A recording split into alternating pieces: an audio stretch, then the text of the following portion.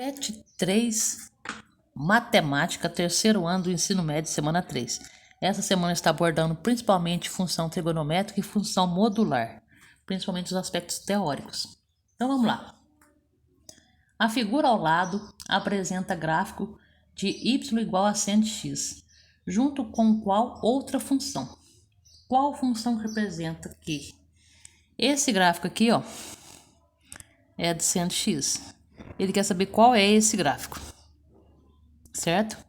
Então, é importante saber que toda variação da função trigonométrica ela é representada por essa função aqui, ó.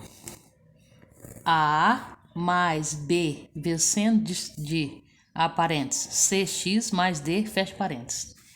E o que cada um desses representa? O A e o B, ele está diretamente relacionado com a imagem. A imagem é o que é representado no Y, olha, do 1 até o menos 1. Observa que a imagem da função seno e a imagem dessa nova função, ela continua a mesma. Isso significa que o A e B são iguais. O A, essa função aqui, ó, tem o A e B iguais dessa função. E essa função é o quê? O A dela não tem nada que antes é zero. O B é o número que vem antes do seno. Então, B é 1, ó. Então, eu já sei que na minha função o A é 0 e o B é 1. Ah, mas qual é a função do A e do B? O A, ele empurra o gráfico para cima ou para baixo. E o B, ele dilata o gráfico ou contrai. Aumenta ele tamanho, dilata ou contrai. Faz que nem se fosse uma mola. Não aconteceu, tá? Ele continua aqui, do menos 1 até 1. Então, A e B eu já descobri que são iguais. Aí vamos para a função C.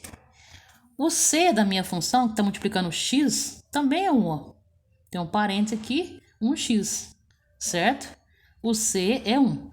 E a função do C é dilatar ou comprimir o gráfico, tá? E do mesmo jeito a função D. Só que o A e B na vertical, o C e o D na horizontal. Então o C ele vai dilatar ou comprimir. O que aconteceu? Imagina que esse aqui era uma mola e virou isso, ó. Então, o que aconteceu? Houve uma compressão, certo? Houve uma compressão disso aqui. Então, eu sei que o meu C não é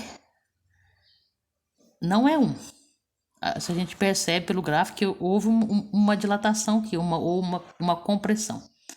E o D empurra o gráfico, muda de lugar. A gente percebe que não mudou de lugar, não estava aqui e essa curva veio para cá, então não mudou de lugar, então o D continua 0.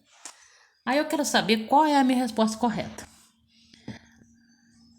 Eu sei que a função, ela tá do tipo assim, ó, y é igual a seno de um número que multiplica x, certinho?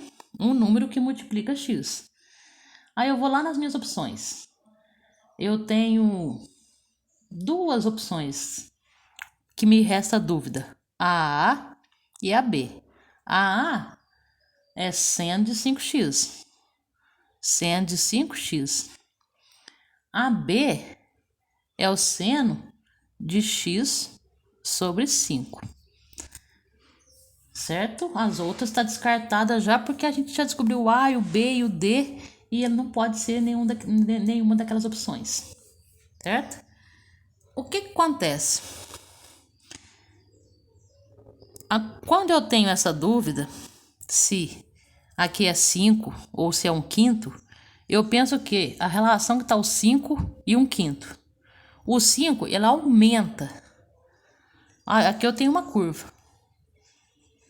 Aumentou a quantidade de curvas parecida com essa? Ou diminuiu? Tem uma curva que sai aqui, ó, e faz isso. Uma curva faz isso. E essa curva, elas são infinitas. Aqui, o meu desenho faz isso aqui, ó. Isso aqui, ó. Isso aqui aumentou a quantidade de curvas dessa ou diminuiu? Aumentou, não foi? Olha, tem uma aqui. Eu tenho outra aqui. Olha. Tenho outra aqui. certo? Pensando de cima para baixo, eu tenho outra aqui, e assim sucessivamente. Então, se a quantidade de curvas minhas aumentou, o meu número aqui é um número inteiro. Se a quantidade de curvas tivesse diminuído, se eu estivesse analisando este para este, ela tinha diminuído. Aí eu tenho um número aqui que vai ser uma fração. Então, o produto aumenta. O quociente diminui. Então, minha resposta correta, opção letra A.